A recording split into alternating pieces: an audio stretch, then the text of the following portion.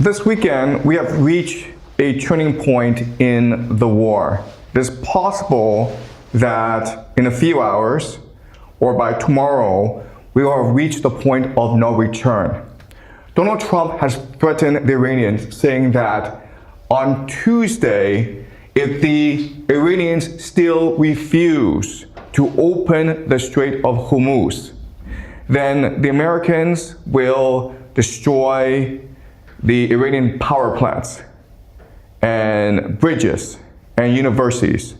Basically, the Americans will start attacking critical civilian infrastructure, which will force Iranians to strike hard against the GCC, the oil fields, the desalination plants, the universities as well.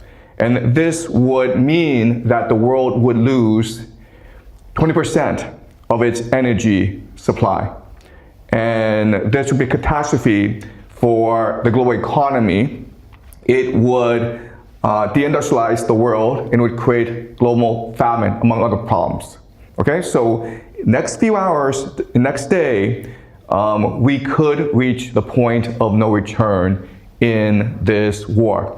Hopefully, Trump is bluffing because he has known to bluff before. In fact, he's issued many ultimatums to Iran before, and then he sort of tackled, right? Trump always chickens out, and he said, you know what? I said a day, but I'll give you a week instead. But this time, I want to show you that it's different. I want to show you that this weekend, the Americans went all in. They launched a ground invasion. It failed. And instead of saying, you know what, we probably can't beat Iran, let's negotiate a peace deal, what the Americans will do is they will go all in now and launch a full-scale ground invasion, call a national draft, and the world will never be the same again. Okay, so this is a tweet that Donald Trump sent to the Iranians, and he calls them crazy bastards, and he says, praise be to Allah. So a lot of people think he is now deranged. Clearly he's angry at the Iranians. All right, so the Americans and the Israelis have constantly escalated attacks against civilian targets in Iran. So Trump ordered the destruction of Iran's largest bridge, okay? All right, right here, right? You guys see that? Okay, and this is considered a war crime because you're not supposed to target civilian infrastructure. Now, you can make the argument that this is dual use, meaning that the military uses it as well, but everything is dual use, right? Because the military also uses water. They also use electricity. Their kids also go to university. So there's a great fear now that we're already at the point of no return. And the Iranians themselves have promised to start to attack universities in the GCC as well, okay, in retaliation. So if Trump were to destroy the Iranian power plants, this would be devastating for the Iranian economy. And there's news now that Iran is organizing a protest where young people are asked to go to power plants and form a human chain so that if the jets come and destroy the power plants, they will be destroyed as well. So some people think that, okay, this is the Iranians calling the bluff of Trump. That's not a good idea because on the first day of the war, the Americans killed 168 schoolgirls in southern Iran. So this shows that the Americans and the Israelis don't really care about human life. But by doing this, if the Americans actually do destroy power plants and they do kill a lot of young people in the process, what this would do is galvanize the nation into total war, okay? So what's important to understand is that throughout this war, there have been different voices in Iran, okay? Some, like the Islamic Revolutionary Guard, want total war. But there are also some who are worried about the economic damage because of this war. They're also worried about giving power too much giving too much power to the military, okay? But if Donald Trump goes and attacks these power plants, then the Iranians will be going to total war. They will be totally committed to destroying the American military presence in the Middle East, as well as the global economy, okay? And unfortunately, the Americans and the Israelis don't really care because they're committed to destroying Iran as a viable nation state. Already we're seeing increases in fuel prices, okay? So if you are in the red, it means that you've seen prices go up a lot, okay? If you're in the red. So America, Australia, they've seen prices skyrocket.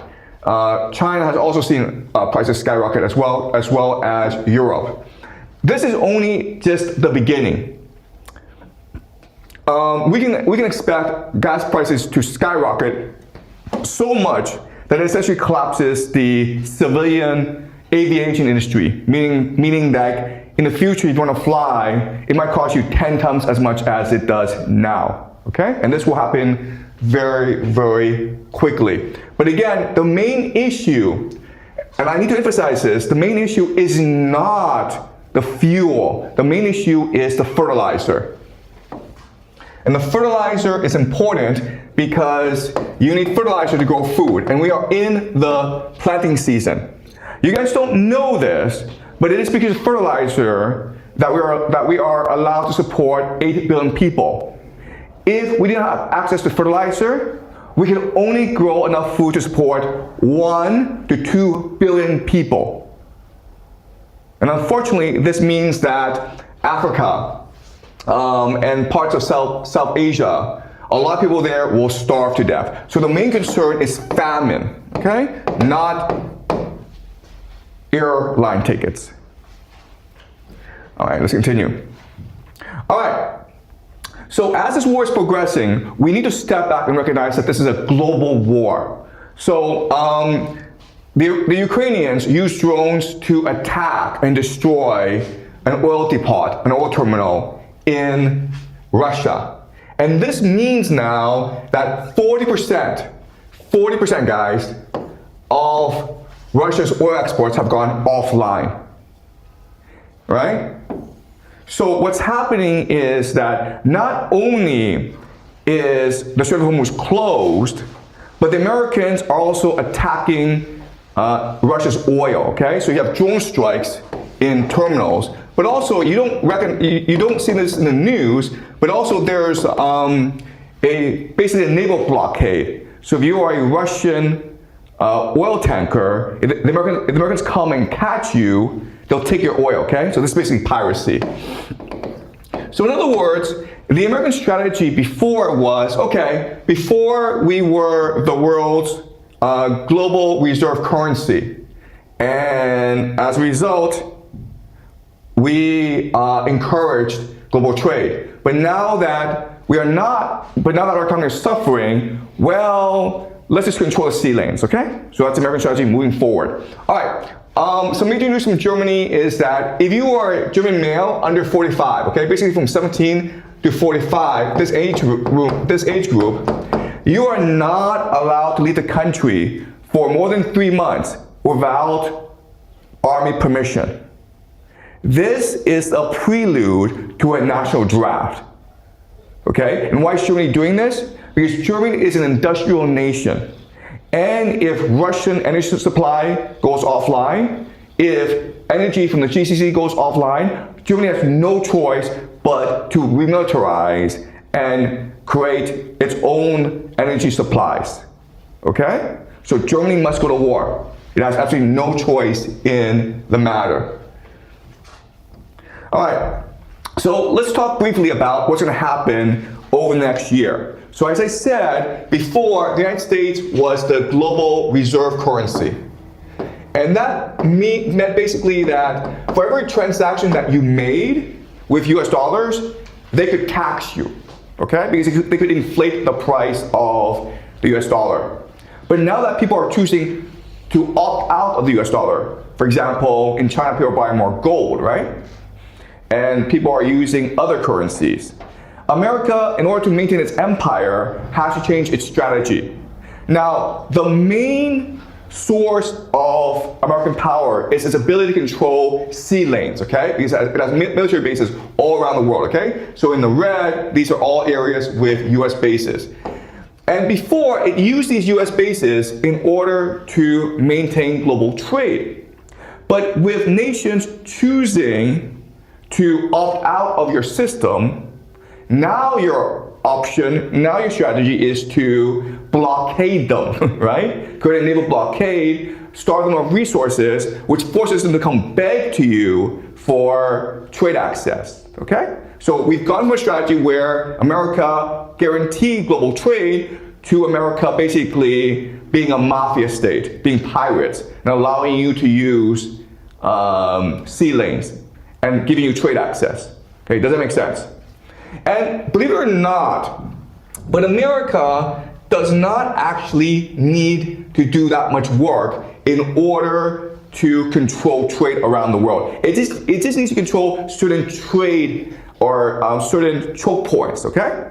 So the Panama Canal is one choke point, and that's why about a third of America's Navy is deployed to the Caribbean right now.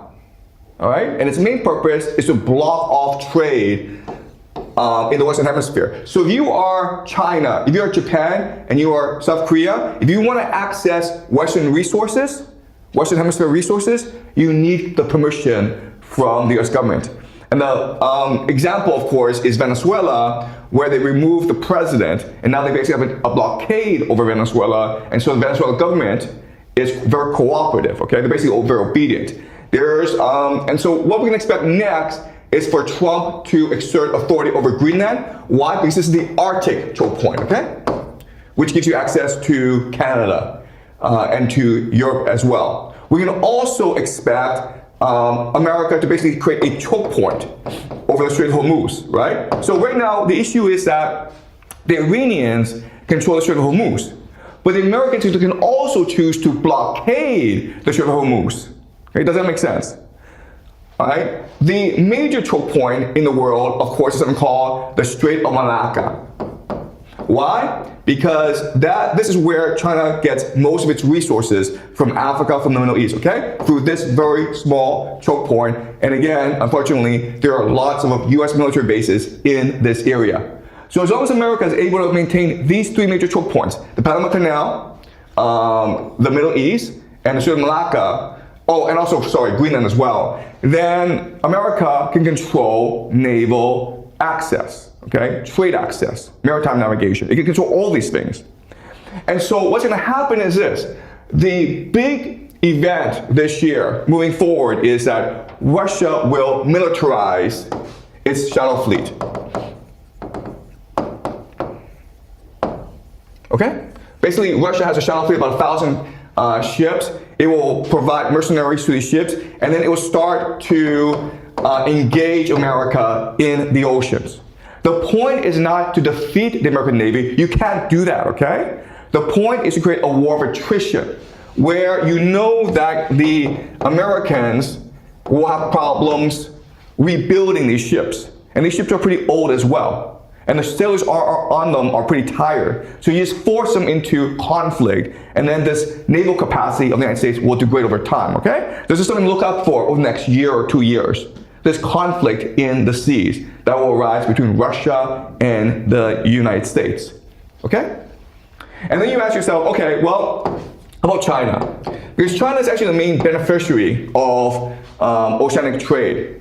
And China is going to do China, which is to say that China is going to try to negotiate between Russia and America and try to triangulate the two and try to come to peace with all two, okay?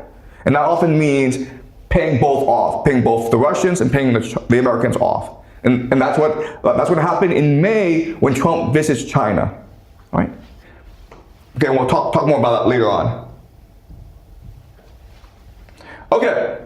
So the big news this weekend, and this is something I want to focus on for the rest of the lecture, is the Americans said that one of their jets, called an F-15, this is about a $90 million plane, okay? It was shot down over Iran, okay? Basically in this area right here. And you ask yourself, okay, the Americans have air supremacy over Iran, so how is it possible for the Iranians to shoot down a plane? And the answer is this: the US Air Force is not designed to fight a long war. It's designed to fight at most a 2-week war. If you fight for too long, you have certain issues. One issue is maintenance, okay?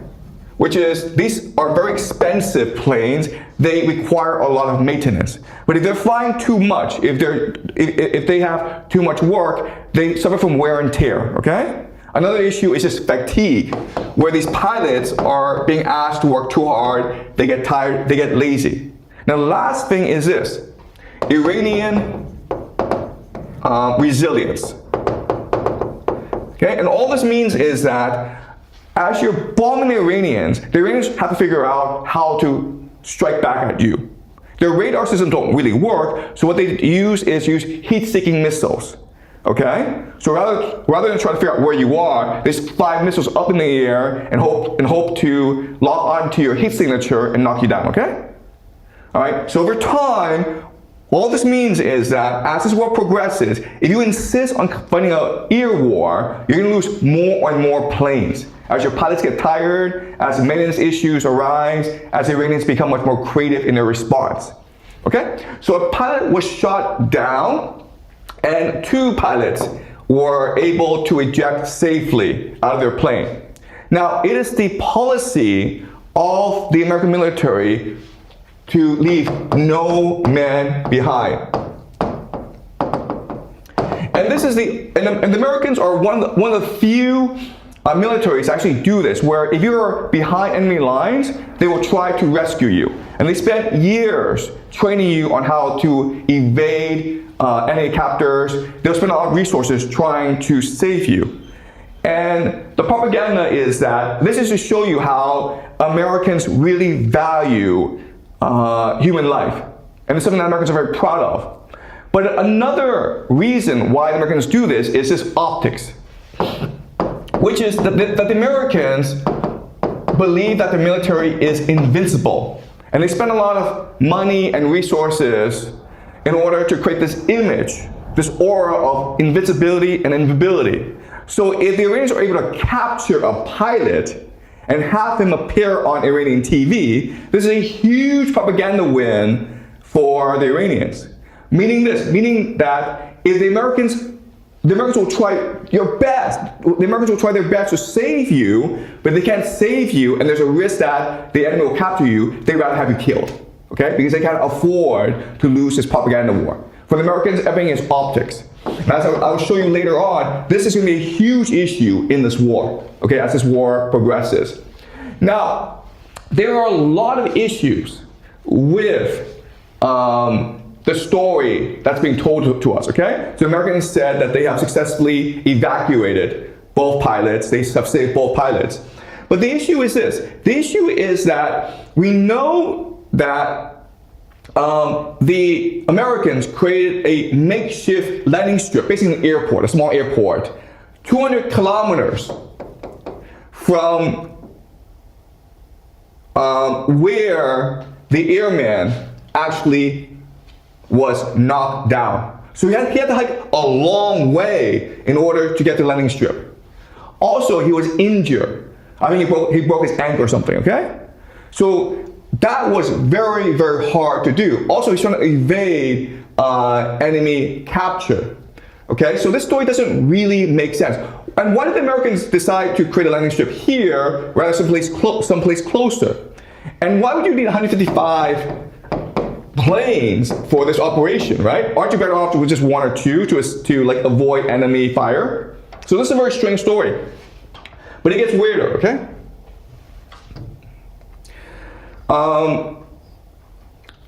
It turns out that the Americans basically spent a lot of resources to save the pilot. It took 48 hours, and the CIA created a lot of distractions.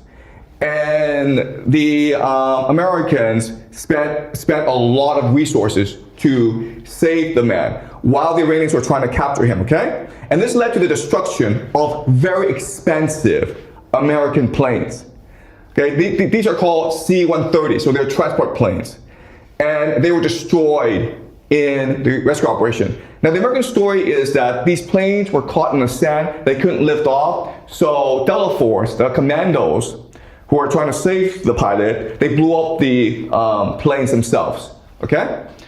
And as you can see, the Americans in this operation, they lost a lot of expensive planes. The estimates are the Americans lost $300 million in planes. And even though the Americans say that there were no casualties in this rescue, we can expect that there were casualties in this rescue because a lot of planes were destroyed, okay? And again, these are very expensive planes. And throughout this war, the Americans have lost quite a few planes. The C-130 are extremely expensive, okay? All right. Okay. All right, so this has led people to question whether or not the narrative is true or not. Now, you can make the argument that this narrative is true. You can make the argument that the American military prides itself on no man left behind, so they will do whatever they can, move heaven and earth to save that person. And that's something that the Americans take pride in. But again, there are issues with this narrative. So this is a man named Arnon Bertrand, and on Twitter, he explains that this story doesn't really make sense, okay? So the first thing is, how did a fighter jet, American fighter jet, get knocked down in Iran when the Americans have said that they have air supremacy over the country? Another issue is that the weapons systems officer is a colonel. A colonel is a very high-ranking individual in the American military. So why would he participate in this operation? That's very strange. And even though he was injured, seriously wounded, according to Trump, he still managed to hike up a 7,000-foot mountain ridgeline and hide in a crevice in the Zagros Mountains for 48 hours despite his wounds. Also, we don't know who he is. He's never been identified. He was never interviewed by the press, which is unusual because if you rescue the man, you make him into a national TV star, right? So there are a lot of issues with this story, all right? So, Emma, could you do me a favor and just read the summary? Okay. So to sum up, anti-aircraft equipment that supposedly didn't exist shot down an F-15 and apparently an A-10 Warthog the same day. A seriously wounded man climbed a 2.1 kilometers mountain. The U.S. seized an airfield 200 miles inside a country it's at war with, next to one of its most strategic nuclear sites, and deployed hundreds of troops, all apparently unimpeded. Lost 2 planes to sand and destroyed their own helicopters. Videos show heavy clashes, missiles raining down, but not a single person got even wounded. And the man at the center of it all, nobody knows who he is, completely anonymous, 0 pictures, but Trump says he is safe and sound. And so is the rescued A-10 Warthog pilot, who also remains anonymous. Okay, so again, this story makes absolutely no sense. We don't understand why they had to build an airport. We don't understand how these planes got destroyed. And the fact that there are no casualties absolutely makes no sense whatsoever, okay? So maybe something else is going on. And people online are speculating that this was actually a failed ground invasion. And the mission was to sneak into Iran's nuclear power plant located in the area and steal Iran's enriched uranium, which it would need to build a nuclear weapon, okay? And by doing that, you deny the Iranians' capacity to build a nuclear weapon, and you can declare a victory, okay? All right, so what's the evidence for this? Well, on March 7th, 2026, so at the beginning of this war, a journalist named Barak Ravid wrote an article in Axios, which is a Washington-based media outlet saying that the U.S. is considering sending special forces to seize Iran's nuclear stockpile, okay? Now, Brett Rabbit is famous in Washington, D.C. because he's very close with the Israelis. He himself is Israeli. So he's able to get a lot of information from the government, okay? So from March 7th onward, there was news reporting that the Americans would insert special forces to steal the uranium. No one took this seriously because it's so stupid. Are you seriously gonna send in like 100 guys into the middle of Iran? And like hope they can sneak into a military base and steal that uranium and then run away? That's just retarded. No one would do that, okay? So everyone's like, this is just a psyop. This is just disinformation, okay? No one took this seriously. I didn't take this seriously at all. But then, 4 days ago, sorry, not 4 days, a week ago, the Washington Post leaks a Pentagon plan to do exactly that. And it's a very detailed plan that involves hundreds or thousands of troops, okay? And the idea is to build a landing strip near the power plant in order to land forces, in order to land equipment. So this is a very detailed plan. The problem, so when this first came out, again, I didn't take it seriously because this is so retarded. Are you seriously gonna build an airport by yourself in the middle of Iran and hope the Iranians don't notice? And you're gonna land 1,000 troops in the middle of mountains where they're gonna rain missiles on you? It makes no sense whatsoever, okay? But unfortunately, if you just look at what happened this weekend, this is the plan they used. Where they sent 155 aircraft to try to create a landing strip. They sent in special forces. It was exactly the plan that Washington Post reported on. Okay? But then the question is, wait a minute here. This is a top secret military plan. How did the Washington Post get this? Well, the answer is because we assume that some generals gave it to them. All right? Peter Hegseth, the Secretary of War for Donald Trump, fired the top generals for the military. And we don't know why. There was never a reason given. We can suspect what happened was this.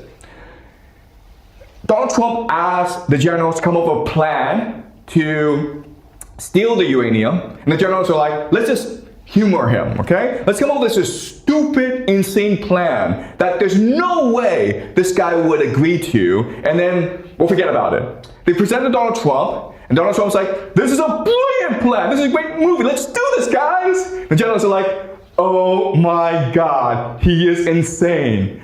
Oh my God, we are so screwed, man. And they refuse to carry it out, so Peter Hegseth is like, well then you're fired, okay? And then Peter Hegseth orders the new generals to execute this plan.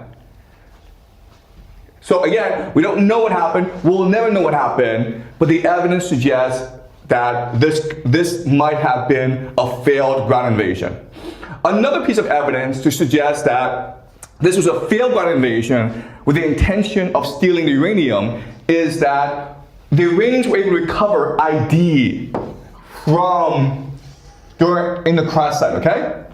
And it turns out that this woman happens to specialize in nuclear technology, an engineer. Why would you need an engineer who specializes in nuclear technology to rescue a pilot? Right? That's kind of strange. And the Americans have done stupid things like this before, okay? So in 1980, the Americans implemented something called Operation Eagle Claw. And the idea was that at this time, the Iranians had taken hostages, American hostages in Tehran, the American embassy, okay? So Jimmy Carter, the president, authorized a rescue operation. So, but Iran was too big, so what they did was the American military set up a forward operating base in the desert, halfway between Persian Gulf and Tehran. When they landed in their base, there was a sandstorm, and a lot of their planes malfunctioned. And they recognized that, oh my God, it's really hard to go through such an operation in Iran, so we should just go home, okay? So that was 1980, when Americans were pretty sane. Unfortunately, Americans are no longer sane, okay? This is January 3rd, when the Americans swept into Venezuela and kidnapped their president Maduro, thus ending the conflict between Venezuela and America. This is great TV. The plan worked out perfectly. It showed that Delta Force was invincible. And unfortunately, Donald Trump believes this, okay? He believes that if we did this in Venezuela, we can do this in Iran. And this explains how and why Donald Trump would agree to such an insane plan as to try to build an American military base in the middle of your enemy, okay? So the main message here is that whoever is leading America, whether it's Donald Trump or other people, for whatever reason, they believe that optics is all that matters, okay? They think that reality is a movie, a Hollywood movie. And if they can script it properly, then the movie will turn out to be a wonderful, wonderful thing, okay? This is a war about optics rather than strategy. And unfortunately, this is just how America's going to fight the war from now on, okay? So let's just discuss what you need to win a war. If you are fighting a war, what are 3 things you need to look at, okay? And there are 3 things, and that's it. First thing you want to look at is economics.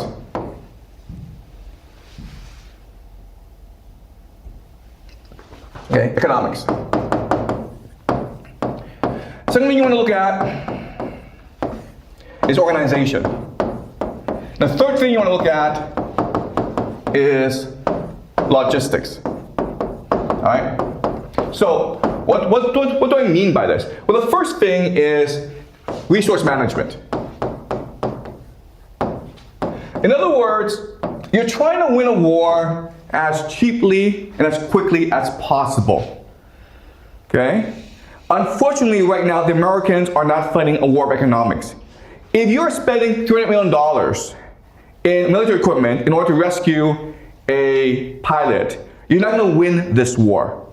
Okay? So economics is really important. Secondly, is the idea of organization, which is the implementation of strategy. Right? So you have a strategy, and then you implement it. And here, what's really important is the simpler the strategy, the easier it is to implement. Okay? You want the strategy to be very simple because you have to organize it, implement it. So if you're trying to build an air base in the middle of Iran so you can extract uranium from the Iranians, that's not a good organization, okay? This thing is going to blow up in your face. The third issue is logistics, which is just supply, okay? Supply.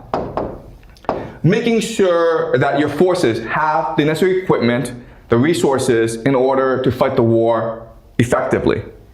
And right now, the Americans are not concerned with any of these issues, economics, organization, and logistics. But these are the 3 major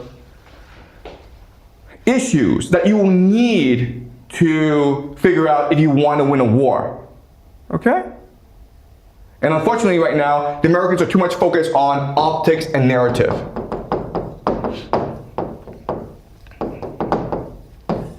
So that's why I think the Americans will ultimately lose this war, because the Iranians are actually fighting a real war where they're trying to win the war as cheaply as possible, where they're implementing a very simple strategy that allows for proper organization, and they are trying to maintain logistics, okay? The Americans are just trying to win the war in the most Hollywood fashion as possible. And this is going to lead to disaster, both in the short term and the long term. So the question then is, why do the Americans like this? And unfortunately, the answer is because there's too much cooperation between Hollywood and the Pentagon. All right, so this is a movie, Saving Private Ryan, and this was made in the year 1998, okay? And this is one of the highest grossing films in Hollywood history, where a private named Ryan, of course, he is lost behind enemy lines in Europe.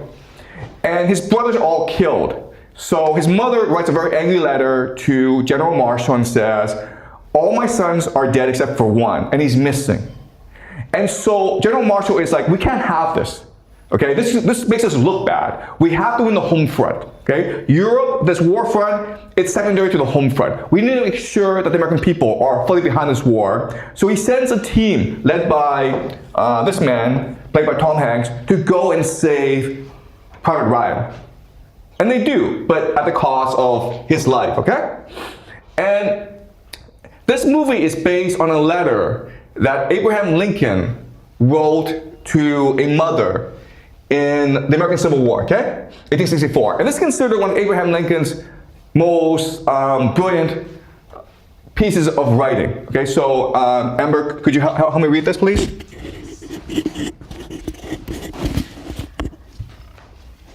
Dear Madam, I have been shown in the files of the War Department a statement of the Adjutant General of Massachusetts that you are the mother of 5 sons who have died gloriously on the field of battle.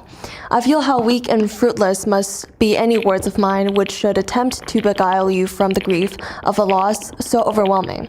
But I cannot refrain from tendering to you the consolation that may be found in the thanks of the Republic they died to save. I pray that our Heavenly Father may assuage the anguish of your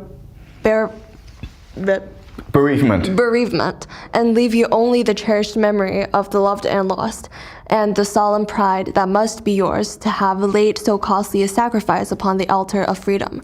Yours very sincerely and respectfully, A. Lincoln. Great, okay. The sacrifice upon the altar of freedom, okay? So our democracy, our republic, is our God.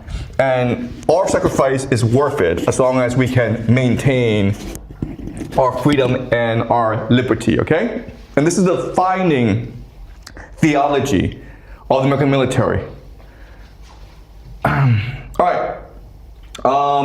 This has led to the military becoming more of a propaganda machine. Okay, so this is the movie Black Hawk Down. If you saw the movie, then it's about these special forces, Delta Force, that go in and save a pilot when his helicopter was brought down in Somalia.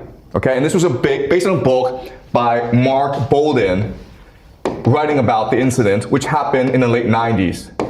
Okay, right. The problem is that this movie is complete BS. In the book, what happened was that the helicopter was brought down and the pilot was taken hostage by the Somalis. But he was treated very well, and eventually he was allowed to go home after the government paid a ransom. Okay, that's what happened in real life. But in the movie, what happened was that Delta Force went in and saved the pilot from those trying to kidnap him. And this goes back to the mythology of no man left behind. Now, there's a very important scene in Black Hawk Down where a general confronts Delta Force. And Delta Force was created for operations like this. And what the general says to Delta Force is, you guys are a bunch of cowboys. And what he's saying is that you guys, you Delta Force, you Special Forces, you guys think you're superior to everyone. You think that we all revolve around you. You think that we should all serve you. You guys are ego-driven. All you care about is glory for yourself. And eventually, your ego, your arrogance, are going to be your downfall, as well as the downfall of the American military. Okay? This is the movie. This is Jessica Lynch. And in 2003, she was serving in the war in Iraq. And her team got lost, and they were ambushed by the Iraqis. And then she was kidnapped, but then because she was injured, the Iraqi military sent her to a hospital, a civilian hospital. And the people in the hospital treated her very, very well. And they actually tried to send her home in an ambulance. But when the ambulance tried to reach the Americans bombed the ambulance, so the ambulance had to turn back. But the Iraqis informed the Americans where she was and told the Iraqis, told the Americans, you can come and pick her up anytime, okay? She's safe, we're taking care of her, but if you want to take her home, it's okay. The Americans' response organized special forces to go and rescue her, even though she was not in danger. And the media reported that she was raped, she was beaten, and she was held hostage. Okay? So that's what the Pentagon does. The Pentagon is a propaganda machine. It doesn't care about the truth, it just cares about trying to create a Hollywood movie out of a movie. Okay? So Pentagon is concerned first and foremost about creating a Hollywood movie out of a war. That's its mentality. We know this because Jessica Lynch, after she was set free, went on TV and said that the military is lying about the incident. I was never beaten, I was never in danger, the people in the hospital treated me very nice. In fact, the nurses sang me to sleep because they were so concerned about my welfare. Alright? Alright, so this is a huge problem for the American military, for the Pentagon, as they fight this war. You can pull this crap when you're fighting Somalis and Iraqis, but against the Iranians, you need total war. You need to focus on economics, organization, and logistics. Stop doing this crap of optics, okay, and narrative. Unfortunately, it is now the very mentality of the Pentagon to turn war into a Hollywood movie. All right. So this is a paper written by Tanner Merlis at Brown University, and what this author talks about is how the Pentagon and Hollywood are aligned together. All right. So can you read the three major takeaways, Amber? In exchange for the use of military equipment and personnel, movies and TV program producers must comply with Pentagon entertainment policy, including script changes to align with military goals, including recruitment and public relations. Since the inception of the Hollywood entertainment industry more than a century ago, over 2,500 war-themed movies and TV programs have been made with Pentagon assistance. Pentagon-assisted movies and TV shows framed U.S. wars as necessary and glorious, downplaying or ignoring the human, social, and environmental devastation war causes, particularly for civilians. U.S. soldiers are typically cast as noble protagonists, while those non-U.S. peoples deemed enemies of America are constantly stereotyped. Okay, so what this paper is saying is that the Pentagon uses Hollywood in order to indoctrinate and brainwash American people to believe that war is good. Okay? So that's true, but what's also true is that by working with Hollywood, it brainwashes the Pentagon to believe that war can be like Hollywood. It can be perfected. As long as you create a good script, it will work out in the end. Okay, and this will lead to disaster in Iran. So think about, again, Donald Trump, where it's a failed ground invasion. And so if it's a failed ground invasion, what you do is you go back, you sit down with Pentagon planners, and you figure out what went wrong and how to never make the mistake again. But Donald Trump does not want to admit it was a failed ground invasion, so they made up a stupid Hollywood movie, a stupid Hollywood script, that this was a rescue of an American pilot, that they will turn into a Hollywood movie at some point. And so from their perspective, this is a huge success, okay? And this is going to lead to problems because if it's a huge success, then do it again, right? And if people think it's failure, prove that they're wrong by having successful ground invasion. All right, so unfortunately, the fact of the matter is that America right now, the American military, it's too dominated by special forces, by Delta Force, by Navy SEALs, who are interested only in their own personal glory. Okay, I'm not saying all of them, but I'm saying there's quite a lot of them who understand that after this war is over, they can sign a book deal. They can write a book, make millions of dollars, which will be turned into a movie, and then they'll be a superstar. Okay, so that's how they think. And what they should be thinking about are organization, logistics, and economics. Because these are the three things that win wars. All right? Okay, any questions, guys?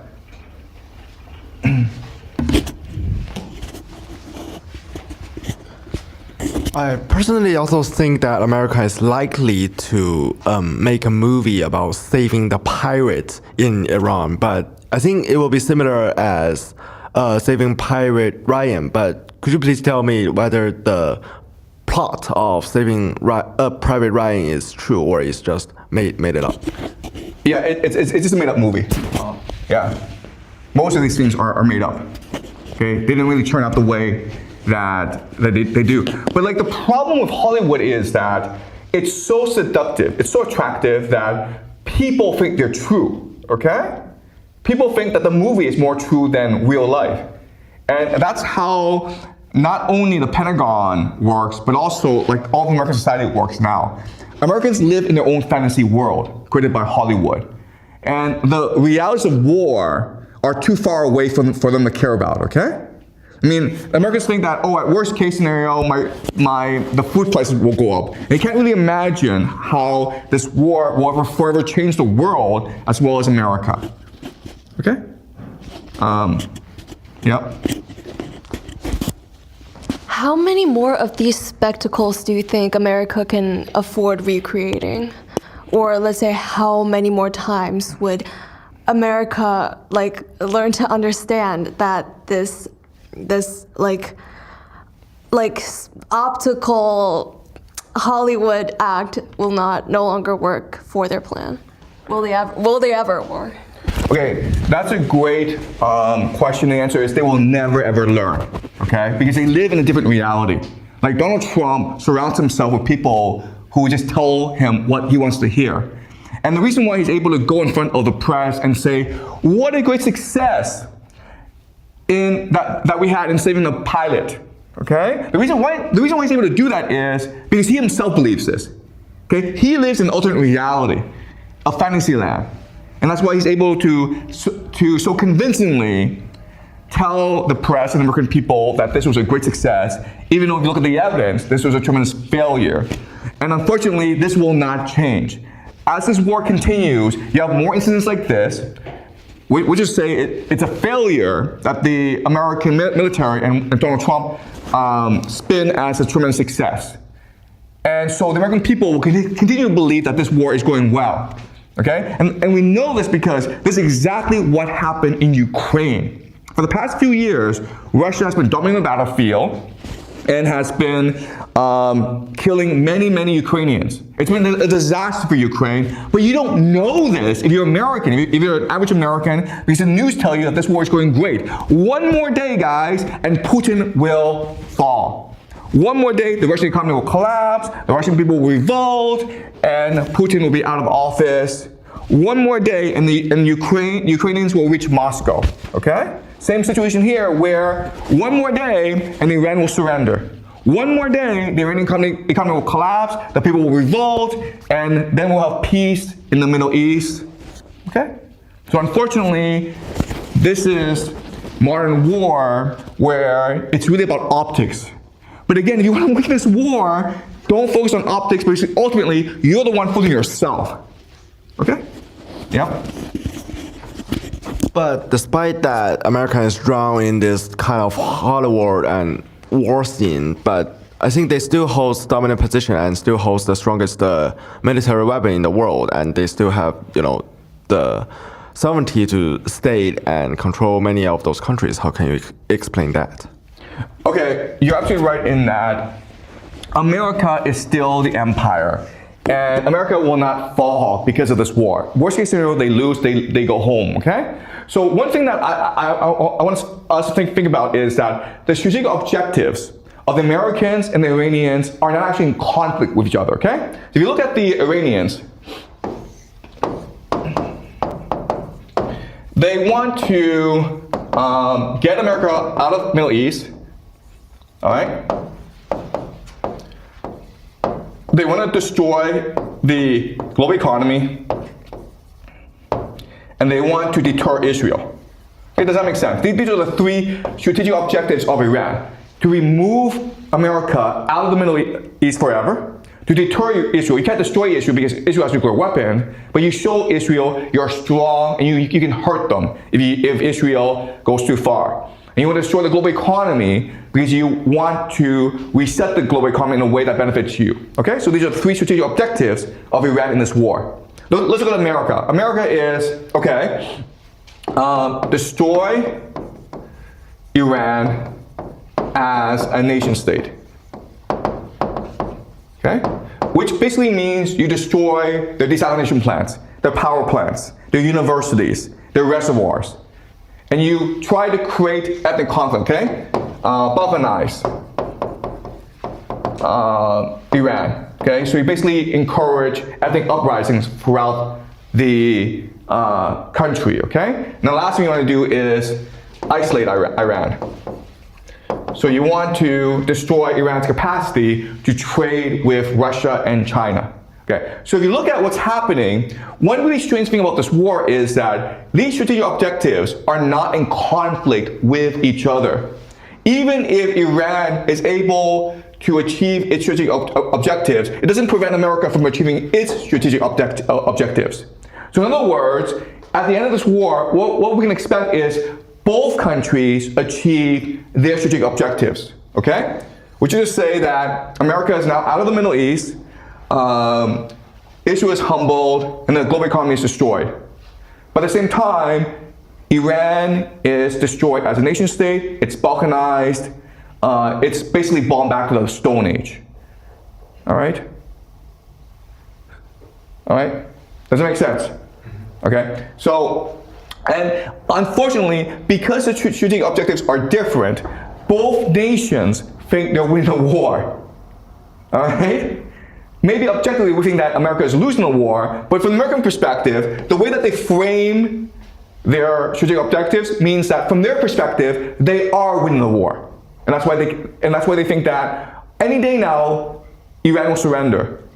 But from the Iranian perspective, they think they're winning the war, and they think that any day now, America will surrender. That's why it's impossible to get the two to negotiate a peace settlement. Okay? Does that make sense? Okay. All right. Okay. All right. So on Thursday, we're doing something really interesting. Okay? We are having a midterm examination. But rather than me test you, you're going to test me. Okay? So what I want you to do is think about what we've learned this semester and try to figure out where I could be wrong or where the problems in my logic are. I want you to test me, okay?